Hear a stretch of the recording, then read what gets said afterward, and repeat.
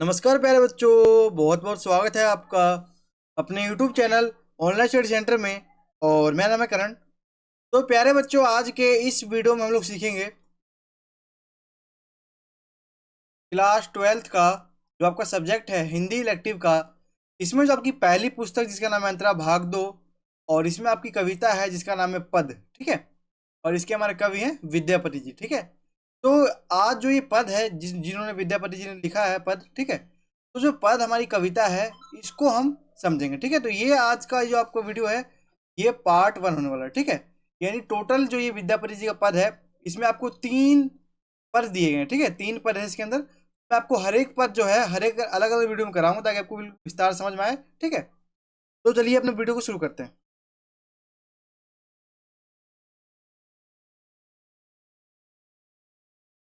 देखो, कविता को समझने से पहले सबसे पहले हम समझते हैं कविता का परिचय, यानी जो ये हमारी कविता है पद जिसके हमारे कवि हैं विद्यापति जी।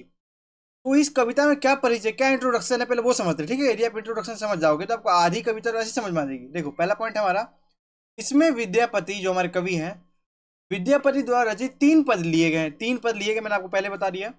प्रथम पद, ठीक है, विद्यापति जी ने 3 पद इसमें लिखे हैं और 3 पद है। उसके बारे में हम समझते हैं पहले पद में क्या है, दूसरे पद में क्या है। एक समरी टाइप का समझ लो, एक समरी है ताकि आपको थोड़ा ध्यान में रखो जब मैं आपको व्याख्या वाला समझाऊं। ठीक है, तो देखो पहले पद यानी प्रथम पद में कवि ने, जो हमारे कवि है विद्यापति जी, उन्होंने नायक के वियोग में संतृप्त नायिका का वर्णन किया है। जो नायक, अब नायक कौन है, तो देखो मैं आपको बता दूं, नायक है यहाँ पे हमारे कृष्ण भगवान, कृष्ण जी, और नायिका है हमारी राधा। ठीक है, तो क्या होता है जब कृष्ण भगवान जो है, जब भगवान जो है गोकुल छोड़कर चले जाते हैं तो जो नायिका राधा है उसकी जो विरह वेदना होती है, और जो राधा है वो कृष्ण के यार में जो दुखी होती है, तो राधा कहीं ना कहीं दुख में कृष्ण जी को बुलाती है। ठीक है, तो उसके बारे में है आगे हम समझेंगे विस्तार से। बाकी आप इतना ध्यान रखो कि नायक यानी कि नायक हमारे हैं कृष्ण भगवान और नायिका है हमारी राधा।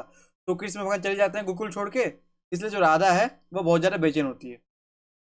दूसरे पद में क्या देखो, दूसरे पद में कवि ने ऐसी नायिका का वर्णन किया है। कवि जो हमारे विद्यापति जी, उन्होंने ऐसी ऐसी नायिका का वर्णन किया है जो जन्म जन्मांतर से अपने प्रियतम के रूप का पान करके भी स्वयं को असंतृप्त ही अनुभव करती है।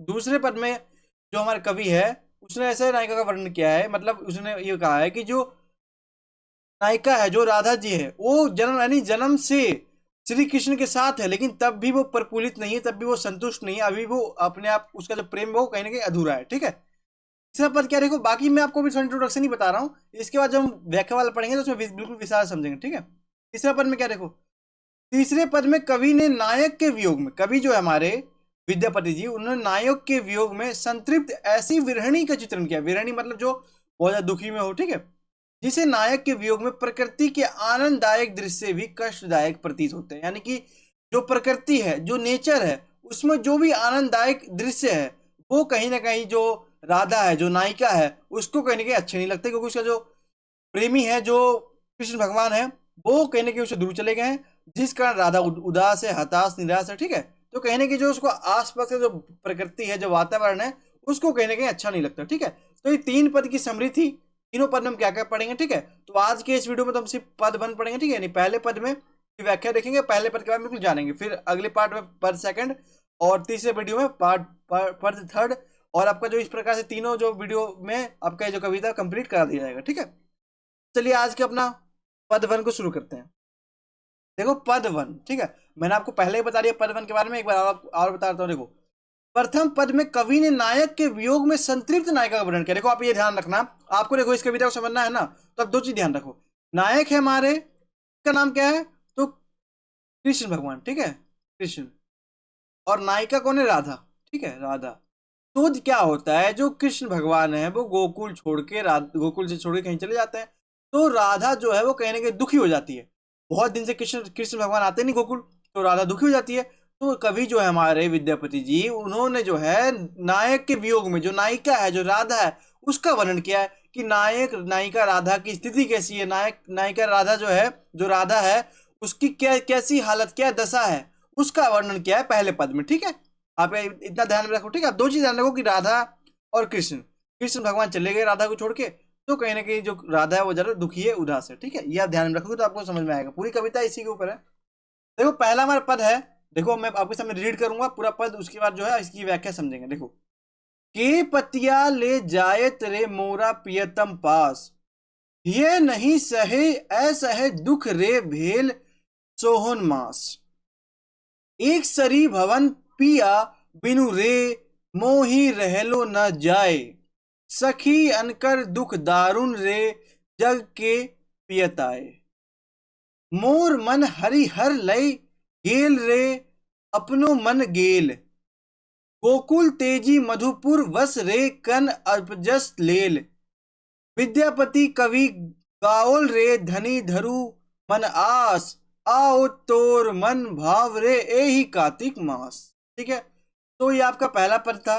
बहुत ही ज्यादा आपको जो ये पढ़ने में समझ में नहीं आया होगा, यदि आप एक बार डायरेक्ट पढ़ोगे तो आपको समझ में नहीं आएगा। तो इसकी व्याख्या क्या बनती है, आसान से आसान शब्दों में वो समझते हैं। देखो पहला पॉइंट है इसमें कि इस पद में नायिका राधा, और देखो आप ये सब आपको मैंने पहले ही बता दिया कि जो ये पूरी कविता है ना, पूरा जो कविता है उसमें नायिका कौन है, वो राधा है, और नायक कौन है, तो कृष्ण। ठीक है, एक कृष्ण है और एक राधा है। ठीक है, तो नायक जो है वो नायिका को छोड़कर चले जाता है, तो जो नायिका है वो नायक के जो विरह वेदना में दुखी रहती है, हताश रहती है। ठीक है, देखो अगला पॉइंट है, कवि बताना चाहते हैं, जो हमारे कवि है विद्यापति जी, वो बताना चाहते हैं कि वर्षा ऋतु आ गई है, वर्षा की ऋतु आ गई है, और नायिका को अपने नायक की यार सताने लगी। ठीक है, यानी जो नायिका है हमारी राधा, उसको अपने नायक, यानी नायक कौन है, तो श्री कृष्ण। ठीक है, कृष्ण की यार सताने लगी है, और वह अपने नायक को अपना संदेश भेजना चाहती है। जो राधा है वो कृष्ण को बुलाने के लिए अपना संदेश भेजना चाहती है कि मैं बहुत ज्यादा परेशान हूं, बहुत ज्यादा उदास हूं। अगला पॉइंट क्या है कि नायिका अपनी सखी से पूछती है, नायिका की जो सहेली है यानी राधा की जो सहेली है, वो नायिका अपनी सहेली से पूछती है कि मेरा पत्र लेकर मेरे नायक के पास कौन जाएगा। प्रश्न करती है अपनी सहेलियों के सामने, क्या ऐसा कोई नहीं है जो मेरे इस पत्र को मेरे प्रियतम यानी श्री कृष्ण के पास पहुंचा दे। नायिका अपने सहेलियों से पूछती है कि मेरा पत्र ये जो कौन लेके जाएगा, क्या कोई ऐसा व्यक्ति नहीं जो मेरा ये पत्र है मेरे प्रियतम के पास पहुंचा दे।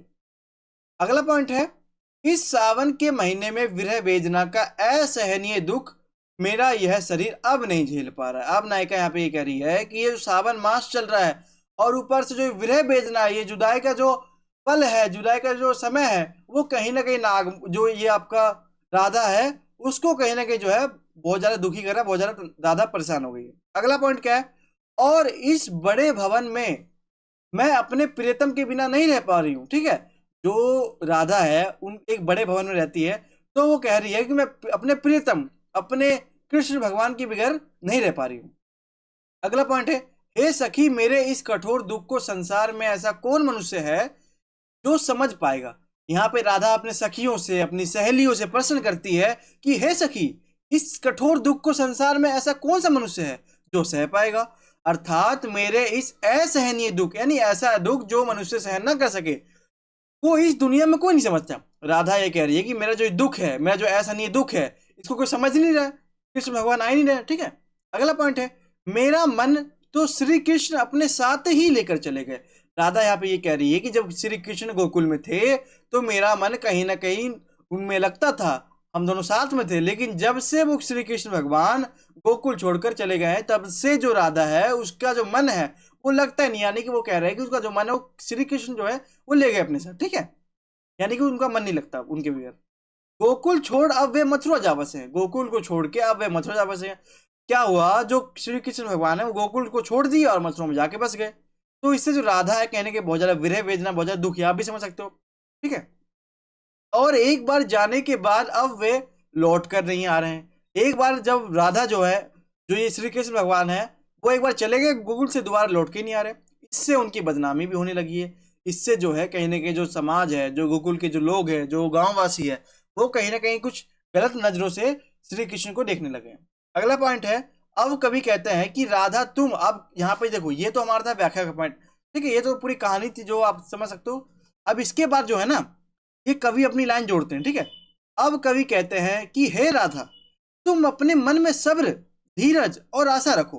कवि कहते हैं राधा से कि हे राधा तुम अपने मन में सब्र रखो, धीरज रखो, आशा रखो, और विश्वास रखो कि तुम्हारे प्रियतम जो श्री कृष्ण है वो कार्तिक महीने तक जरूर वापस आ जाएंगे तुम्हारे पास। यहाँ पर जो है कहीं ना कहीं जो हमारे कवि है विद्यापति जी, वो जो है राधा को कहीं ना कहीं सांत्वना दे रहे हैं, सहानुभूति दे रहे हैं कि हे राधा, तुम परेशान मत हो, हताश मत हो, धीरज रखो, सब्र रखो, विश्वास रखो।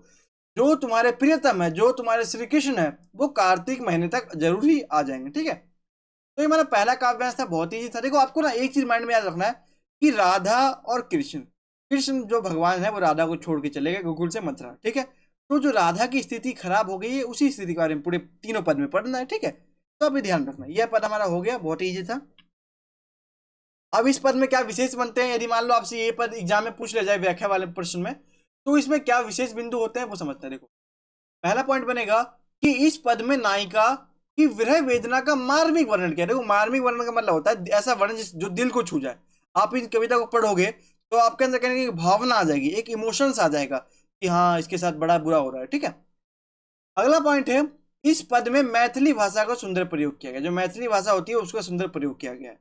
अगला पॉइंट है, इस पद में वियोग रस विद्यमान है।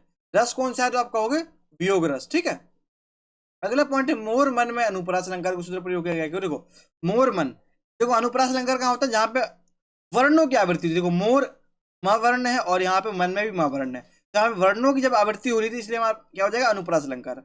अगला पॉइंट है, यह एक छंद युक्त कविता है। ये जो कविता है हमारी एक छंद युक्त कविता है। अगला हमारा पॉइंट है, कवि की जो भाषा है वो लयात्मक है, काव्यात्मक है एवं भावनात्मक है। ठीक है, तो ये था हमारा आज का वीडियो। तो आई होप कि आज का इस वीडियो आपको समझ में आया हो। तो वीडियो अच्छा लगा और वीडियो को एक लाइक जरूर करें, इस वीडियो को अपने दोस्तों के साथ शेयर करें, और चैनल पर नए हैं तो चैनल को सब्सक्राइब कर लें, बेल आइकन पर क्लिक करें, और कमेंट में अपना फीडबैक जरूर बताएं कि आपको वीडियो कैसा लगा। तो फिर मिलते हैं अपने अगले पार्ट में, तब तक के लिए सभी को थैंक्स फॉर वॉचिंग। जय हिंद, जय भारत।